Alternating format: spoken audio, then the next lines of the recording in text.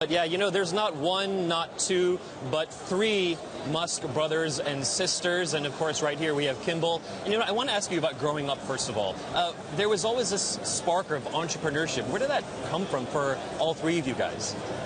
You know, I think all of our family members are entrepreneurs in some form, Yeah. but I guess I'd probably give credit to our grandfather, who was one of the explorers who explored the random parts of Africa for about 20 to 30 years before he died in the plane that he used for exploring.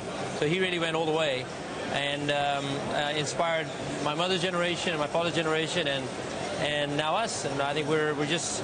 I think there's something about taking that entrepreneurship energy and coming to North America, where it's the land of opportunity and you can just do incredible things. And we've just been blessed to be able to be here and do great stuff. All right, and you guys have run with it. You know, one of the themes for C2 is reinvention. And I know that in 2010, you broke your neck and you almost died. That's right, yeah. But after that, you reinvented yourself. What happened there? Yeah, I've always had this incredibly... I've been very good at doing technology, and yet my passion was food, and I never really could figure out how to build great businesses in food. And when I had my accident in 2010, it was a reinvention of myself, and not being quite honest with myself, I'm not going to be happy unless I do food. And so I just decided then and there I'm just going to figure it out. And since then, I mean, we serve over 1 million people a year in our restaurants. We work with over 225 schools across the country. And we have hundreds of schools lined up that we're going to be building these outdoor classrooms that teach kids science while they learn how to grow food.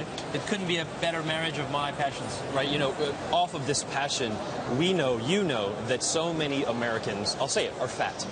What needs to be done to really nip this in the bud? Sure. I mean, there's a lot of issues with our food system, and that's been over the past 30 to 40 years. There's been this intense focus on reducing the price of carbohydrates and getting this very calorie-rich, nutrient-poor foods into our system. But I will say, though, right now, 2015, there's a revolution going on in terms of what is needed and what change is happening. It's the most exciting time to be in food in 100 years. McDonald's just announced no human antibiotics in chickens, which the fact that that was in there before is insane. Yesterday, Taco Bell and Pizza Hut announced no more artificial ingredients. Right. We're going to get back to a place where we know what we're eating. It doesn't always have to be healthy, but to not know what we're eating has been a travesty, and I'm really, really excited about the future. Right. You know, it's good news that Taco Bell is taking preservatives and additives out. When it comes to price between Taco Bell and Chipotle, a lot of people say, oh, you know, it's either one or the other. What do you say to Taco Bell sort of upping the ante, maybe giving you guys a little more competition? Well, I think that all of it is good. We love competition. We actually believe in getting the price down. At Chipotle, we believe in getting the price down as always always trying to focus on making it as accessible as possible to everyone.